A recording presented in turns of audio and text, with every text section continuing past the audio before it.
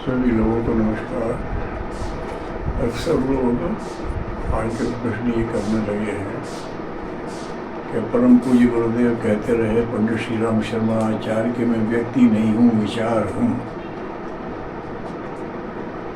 व्यक्ति से तो हाड़बास का बोध होता है, लेकिन असली स्वरूप विचार ही होता है उनका। राम का स्वरूप किसने देखा, कृष्ण का स्वरूप किसने देखा, लेकिन वो जो उनके गुणों के उनके प्रतीक है, एक सबके लिए लुभावना स्वरूप, पुष्ट सबल और सबके हित की कामना करने वाले, ऐसे हैं राम और कृष्ण। तो ये जो पहचान होती है उनकी, वो गुणों से ही होती है। भगवान राम मर्यादा पुरुषोत्तम कहे गए, उन्हीं से उनकी मर्यादा से उनकी पहचान है। भगवान कृष्ण को लीला पुरुष कहा गया है, उसके हिसाब से।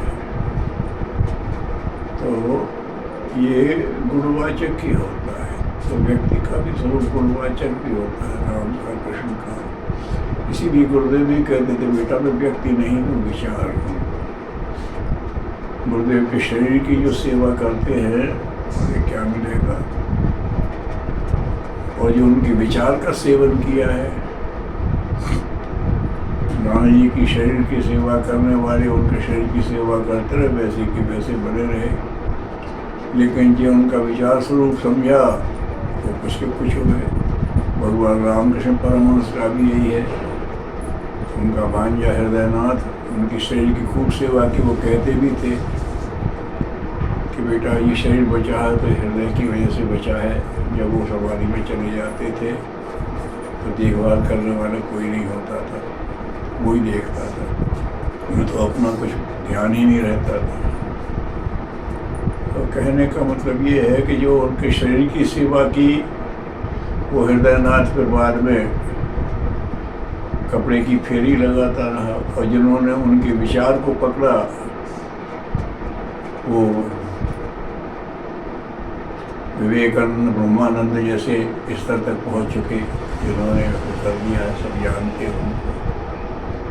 इसीलिए गुरुदेव ने कहा मैं व्यक्ति नहीं हूँ, विचार हूँ। और युग निर्माण योजना भगवान की योजना है।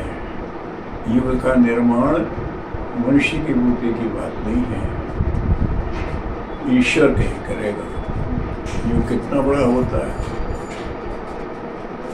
है ना, सारा भूमंडल, लेकिन ये भी युग नहीं है, भूत और भविष्य मिला करके युग बनता है। तो युग निर्माण का काम ईश्वर का काम है। तो बेटा ये ईश्वर की योजना है, हमें प्रतीक बना करके भगवान ने इसको कहलवाया है। तो युग निर्माण योजना को जो थोड़ी ना समझना है, तो कहते भी थे कि आजकल जो समय है पूरा एक मुश्त काम होना है। पहले समस्याएं क्षेत्रीय थी, राक्षस क्षेत्रीय होते थे, तो अवतार भी क्षेत्रीय ही होते थे। उसी इलाके में होंगे, अपना काम पूरा कर दिया। अब समस्या वैश्विक है, ग्लोबल है, सारी समस्या वैश्विक स्तर पर जुड़ गई हैं, तो वो भी सब ग्लोबल ही होगा। तो युग निर्माण का भी प्रतीक है।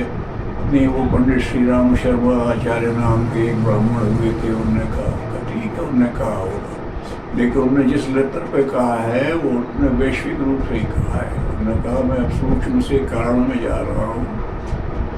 तो कारण में जाने के बाद वो तो सब जगह व्याप्त हो जाता है। तो उन्होंने कहा मैं सूर्य की तरह से, वायु की तरह से सब जगह संचरित हो जाऊँगा, और मुझे सूक्ष्म कारण में जाने तो क्रांतियाँ जगह जैसे फूट फूट के निकलेगी। तो अब ये नहीं है कि ये कहीं यहीं से शुरू हो। और वो कहते भी थे कि कोई भी अच्छा काम कर रहा है तो युग निर्माण कर रहा है, उसे नहीं पता तो उस तक जाओ। उसकी दृष्टि सीमित है, लेकिन युग निर्माण की दृष्टि तो व्यापक है। वो तो गुरुदेव को शरीर से बाहर विचार के रूप में देख रहा है, वो भी ही रहा है। और इसका उन्होंने एक बड़ा प्रयोग ये भी किया कि मथुरा से विदाई के समय उन्होंने व्रत लगा दिए थे और ये स्पष्ट कह दिया था कि दीक्षा का क्रम चलता है, मैं दीक्षा देने वाला कोई समर्थ व्यक्तित्व छोड़ के नहीं जा रहा हूँ। अभी तक का प्रमाण ये रहा है कि कोई भी महापुरुष ऐसे हुए हैं तो उन्होंने अपने बाद अपने 2-1 मुख्य शिष्यों को दीक्षा देने का अधिकार दिया था, कुछ को रोक दिया था। रामकृष्ण परमहंस ने भी यही किया, लेकिन परम पूज्य गुरुदेव ने कह दिया मथुरा से विदाई के समय कि मैं जा रहा हूँ, दीक्षा देने वाला कोई समर्थ व्यक्ति छोड़ करके नहीं जा रहा हूँ, लेकिन दीक्षा चालू रहेगी। कोई भी स्वयंसेवक मेरा प्रतीक मशाल उसको रख करके दीक्षा दे दे। लोग मशाल कम रखते हैं, चित्र ज़्यादा रखते हैं, लेकिन गुरुदेव का और गायत्री माता का सही प्रतीक तो मशाल ही है। युग शक्ति गायत्री है तो युग शक्ति सबके समन्वय से बनती है, मशाल में सबकी समन्वय शक्ति है। परम पूज्य गुरुदेव का भी यह स्वरूप है, वो तमाम विविध धाराओं का भिला हुआ स्वरूप है। तभी तो युग निर्माण की बात कह सके, वो विश्व रूप से बोलते थे।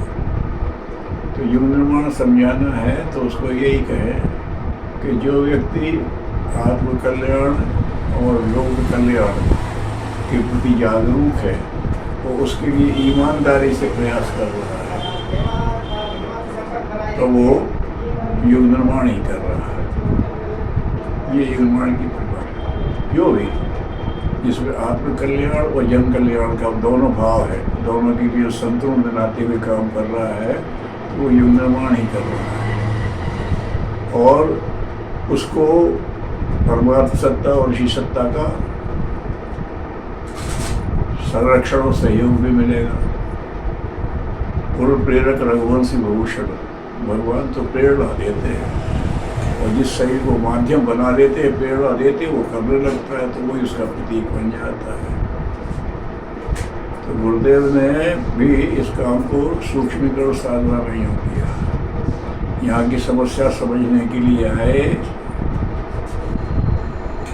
सैद्धांतिक सूत्र यही था कि अवांछनीयता का निवारण और वांछनीयता का विस्तार करना था।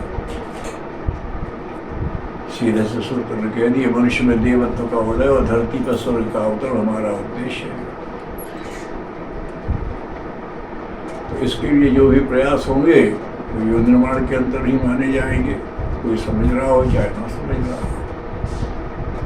तो उसके लिए उन्होंने जन सामान्य के लिए जो सूत्र दिए हैं, तो उन्होंने कहा कि 4 सबको इसमें शामिल कर युग निर्माण है ना विषय, तो हर व्यक्ति को करना चाहिए। और भारत को भी अगर विश्व गुरु फिर से बनना है तो भारत के जन जन को अपना स्तर बेहतर बनाना पड़ेगा। विश्व गुरु अगर देश कहलाएगा तो देश कोई भूखंड थोड़ी है, वो तो सामूहिक चेतना का एक प्रतीक है, समन्वय है।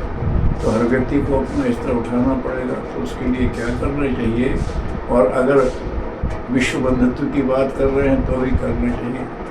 तो गुरुदेव ने कहा है कि 4 सूत्र ऐसे हैं जिनको लेके चलना चाहिए। कौन है? साधना, स्वाध्याय, संयम और सेवा। साधना माने उपासना करना है भगवान की। साधना का एक स्वरूप है उपासना और दूसरा स्वरूप है जीवन साधना। तो आदमी को क्या करना है? भगवान ने मनुष्य को बनाया है, तो मनुष्य के जीवन का उद्देश्य क्या है, ये निर्माता से अच्छा कोई नहीं बता सकता। उसी से पूछो, उसके पास खाली होकर के बैठ जाओ और ये कहो, हे परमात्मा, आपने हमें भेजा और आपने अपनी विशेषताएं हमें दी हैं। क्योंकि ईश्वर ने मनुष्य को अपनी विशेषताएं भी दी हैं, इस्लाम में भी कहा गया। तो अब उनके इस्तेमाल का ढंग भी आप सिखा दो, इसके लिए भगवान से उसी से बैठना पड़ेगा। तो क्या बैठ के खाली होकर के भगवान के पास? उपासना करने से जब आप ये भाव से बैठेंगे कि भगवान हमें दे रहा, तो प्रेरणा उतरेगी।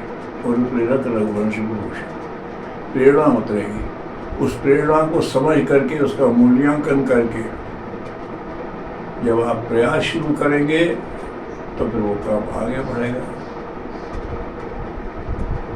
तो भगवान से जो शक्ति मिली उसका कैसे इस्तेमाल करें, तो जिन्हें पहले मिली थी उन्होंने कैसे इस्तेमाल करी है, ये साहित्य मिलेगा, स्वाध्याय से मिलेगा। तो उपासना में दो पक्ष आते हैं, एक है भगवान के पास बैठना, और जो उसमें फिर आता है कि भगवान के पास बैठना है तो उसके अनुरूप बनना, वो कैसा बनना है, ये जीवन साधना का पक्ष हो जाता है कि अपने जीवन को ईश्वर के अनुरूप बनाओ, ईश्वर जैसा हमारे जीवन को चाहता है वैसा बनाओ। आकृति उसने दे दी, हम अपनी प्रकृति भी वैसी बनाए। तो साधना करें, भगवान के पास बैठे तो प्रेरणा उतरेगी, और जब उसको सही रास्ते में लगाना है तो देखना पड़ा पहले किसने लगाया, तो ये बात है साहित्य में, तो वो स्वाध्याय से आएगा। स्वाध्याय क्या करें, स्वाध्याय तो होते हैं अपना स्व का अध्ययन और साहित्य का अध्ययन, सत्साहित्य का अध्ययन। अंदर उतरो, स्व का अध्ययन करो, क्या है हमारा स्वरूप क्या है। तो बाद में आया कि हम परमेश्वर के अंश, ईश्वर अंश, जीव अविनाशी है, बस सब दृष्टि बदल जाएगी। हम तो फलाने कुल में पैदा हुए, हम तो फलाने क्षेत्र में पैदा हुए, हम तो गरीब हैं अमीर हैं, सब समाप्त हो जाता है। हम तो ईश्वर अंश, जीव अविनाशी, चेतन अमर सहज सुख राशि, चेतन है, अमर रहित हैं और सुख राशि है। ये तो बाहर का आ गया आवरण हमारे ऊपर, हम तो अपने आप में ऐसा मान करके आदमी चलता है तो उसकी दृष्टि मिलती है। भगवान से दृष्टि मिलती है तो भगवान की शक्ति उतरने लगती है। हर एक के साथ ऐसे ही हुआ। तो भगवान के साथ के साधना में उपासना भी और जीवन साधना भी। जीवन साधना के लिए क्या करना पड़ते हैं, तो उसमें कहा है उन्होंने कि अपने बस सोचो और फिर चारों संयम बरतो, इंद्रिय संयम, अर्थ संयम, समय संयम और विचार संयम। इंद्रियां हैं ये बड़ी समर्थ है, ये सारा जो कुछ आप देख रहे हैं पदार्थ इंद्रियों के संयोग से सारा सुख है, पदार्थ और इंद्रियों का संयोग, इनसे जो मिलता है वो सारा सुख है।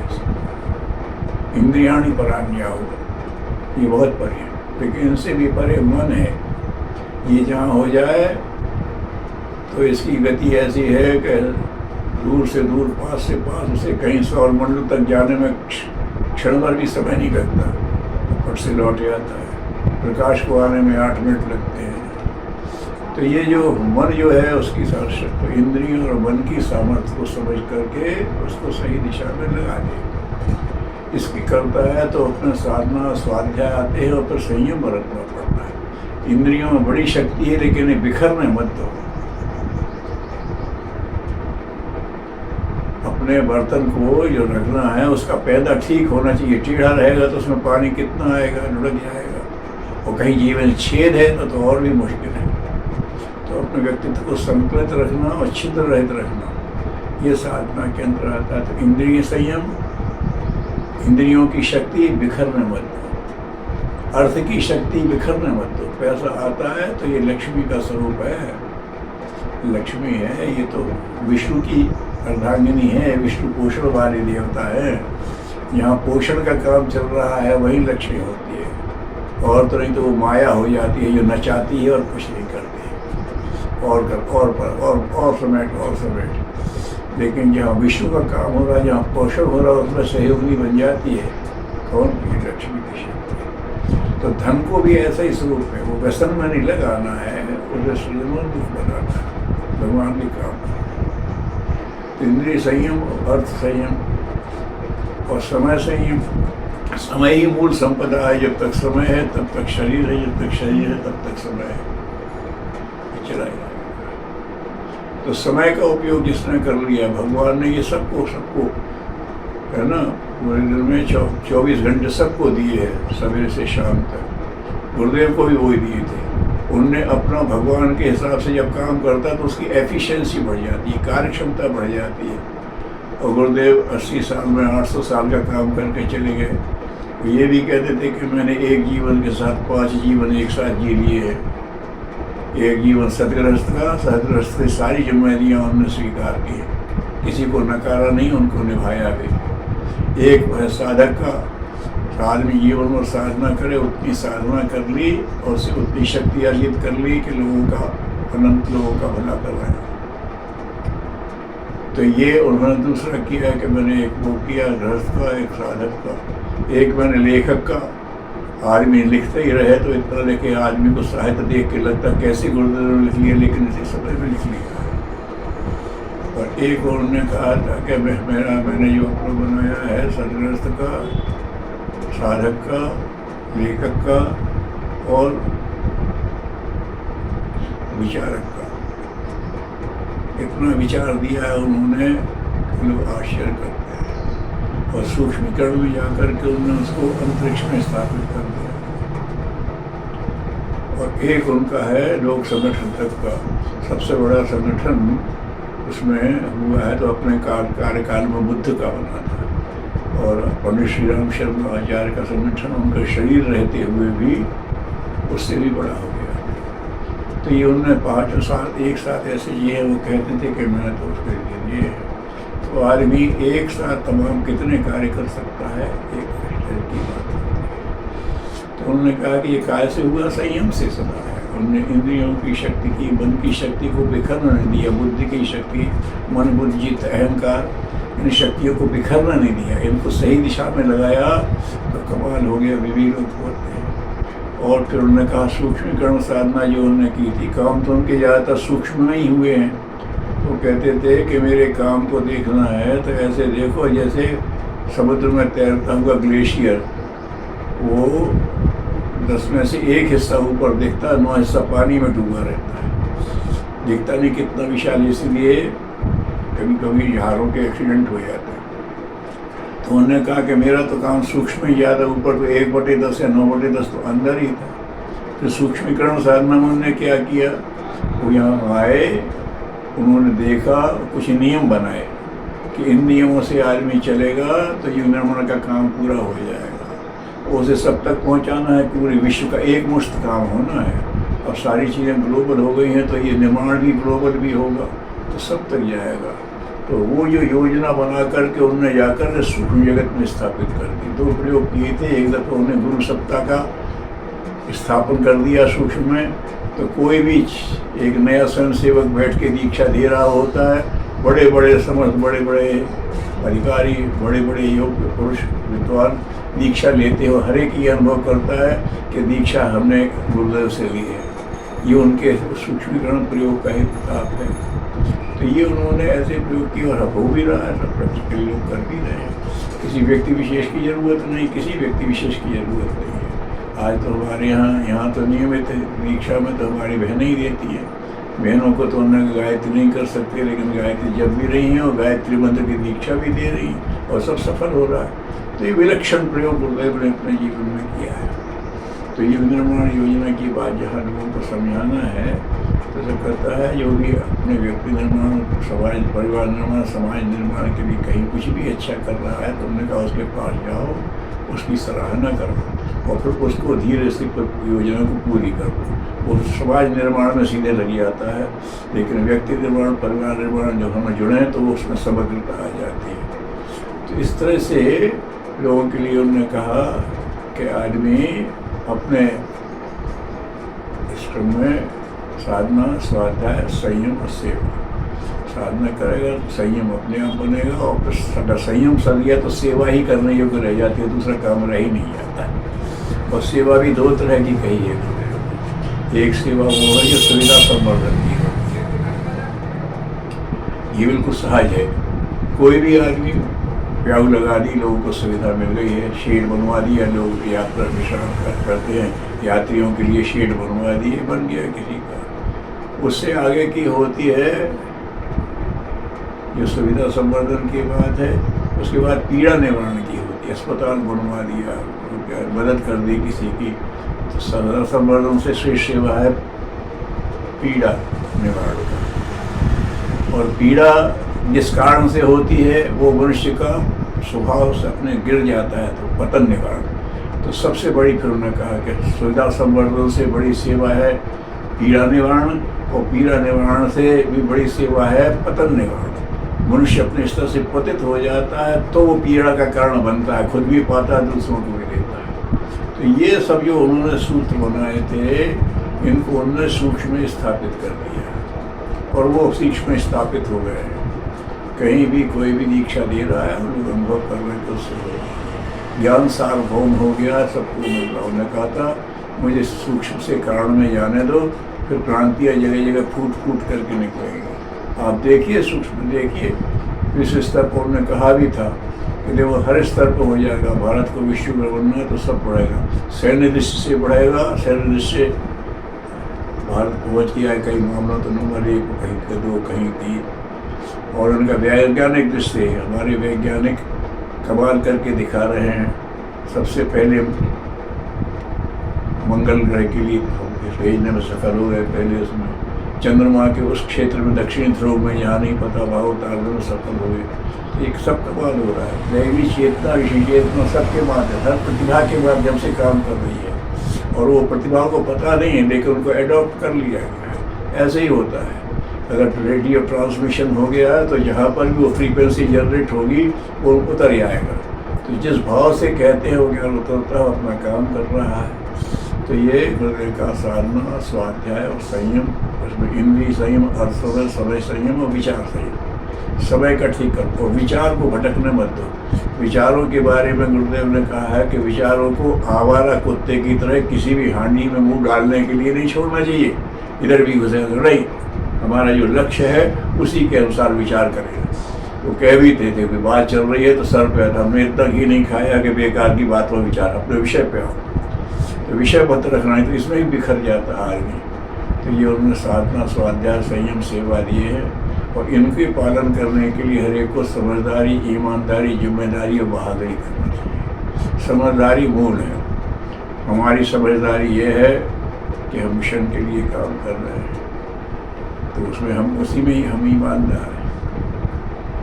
और वो गृहकट सोचता है कि हमें गृहकटों के प्रति ईमानदार होना चाहिए, तो गृहकट आपस में बहुत ईमानदार होते हैं। चोर आपस में बहुत ईमानदार, स्मगलर आपस में बहुत ईमानदार होते हैं। कोई लिखा पढ़ी नहीं होती, लेकिन कोई स्मगलर किसी स्मगलर को धोखा नहीं देता। कमाल की बात है। तो जो समझदारी का स्तर है, उसने कहा अगर वो स्मगलर बनना है तो उसकी समझदारी है वो स्मगलरों के प्रति ईमानदार है। और ईमानदार बनेगा फिर जिम्मेदार बनना पड़ेगा। जो काम लिया पूरा करो, उसमें रुकावट आए तो उससे संघर्ष करो, तो बहादुरी। तो समझदारी के साथ जिस स्तर की समझदारी, उसी इस तरह की ईमानदारी, जिम्मेदारी और बहादुरी भी हो जाती है। तो ये समझदारी, ईमानदारी ने यही कहा है। साधना, स्वाध्याय, संयम, सेवा, समझदारी, ईमानदारी, जिम्मेदारी, बहादुरी, इनको कोई भी व्यक्ति लेके चलेगा तो युग निर्माण की दृष्टि से उसका व्यक्तित्व एक समग्रता प्राप्त कर लिया। समग्र है। एक छोटा सा खिलौना है और वो भी उसमें नाक नक्श सब अच्छे हैं, बड़ा है। कोई बड़ी मूर्ति है तो उसमें भी सब प्रोपोर्शन से हैं, जिसमें जो चीज़ें जो अनुपात से सौंदर्य है। सुराही जैसी गर्दन बना दे, गुलाब जैसे गाल बना दे तो तमाशा बन जाएगा आदमी का। ये अलंकारिक है, लेकिन व्यक्तित्व सौंदर्य का, संतुलन का नाम है। तो जीवन को भी इसमें ईमानदारी समझिए, साधना, स्वाध्याय, संयम, सेवा, बिल्कुल लागू समझदारी, ईमानदारी, जिम्मेदारी और बहादुरी से करें। इससे मनुष्य का व्यक्तित्व समग्र बन जाएगा। तो जो भी है सबको यही बताया कि युग निर्माण योजना तो भगवान के साथ साझेदारी करना है। गुरुदेव कहा है भगवान जो है हमारा पिता है, वो अपने बेटों को सेवक नहीं साझेदार बनना चाहते, भिखारी नहीं बनाता, मांग नहीं रहे, बैठो हमारी जगह पे बैठो। तो ये वो कोई सेठ अगर सदावट बांटता है, वो देखे हमारे बच्चे भी सदावट की लाइन में लगे तो उसे बड़ा दुख होगा। तो परमात्मा को भगवान, मनुष्य को भगवान ने अपना राजकुमार बनाया है, तो ये दाता बन के खड़ा होने से हो सकता है। तो आदमी अपने साधना, स्वाध्याय, संयम, सेवा और समझदारी, ईमानदारी, जिम्मेदारी, बहादुरी, इन को जो अपना लेगा, युग निर्माण के हिसाब से उसका एक संतुलित व्यक्ति बनेगा। वो अपने लिए, अपने परिवार के लिए, समाज के लिए काम करेगा। और भूत से प्रेरणा लेकर के भविष्य के लिए सही योजना बनाएगा। ऐसा जब लोग करेंगे तो वो युग निर्माण के लिए काम कर रहे हैं, तो सबके सामने जरूरत है युग निर्माण की परिभाषा यही रखी जाए। ईश्वरीय योजना है, युग ऋषि ने उसे सिर्फ लागू किया है, ला करके माध्यम बन करके। योजना ईश्वर की है, क्योंकि युग निर्माण का हम ऐसा काम ईश्वर ही कर सकता है, वैश्विक चेतना से ही संभव है। और जो इसमें भाग ले रहे हैं उन्होंने सब ने अपने अंदर उसको एक एक किरण को धारण किया है, और जो उसने एक एक किरण को, सूर्य की एक किरण भी आ रही है तो अंधेरा तो नहीं रहेगा। ऐसे ज्ञान की एक ही किरण भी आती है तो युग निर्माण के लिए आदमी प्रतिबद्ध हो जाता है। छोटे बड़े स्तर पे कोई बात नहीं कर रहा, छोटी मूर्ति में वो भी संतुलित है, कोई बड़ी मूर्ति है तो उसमें भी सब चीज़ संतुलित है। तो इन सब चीज़ों को लेकर चले, और भगवान से प्रार्थना है कि लोग ईश्वरीय योजना को समझें और उसमें भगवान के साझेदार बने। गुरुदेव कहते हैं मैं साझेदार बनाता हूँ। युग निर्माण के योजना में भगवान के साझेदार बने, अपना भी जीवन धन्य करें, अपने परिवार और समाज को भी धन्य करें। ओम शांति।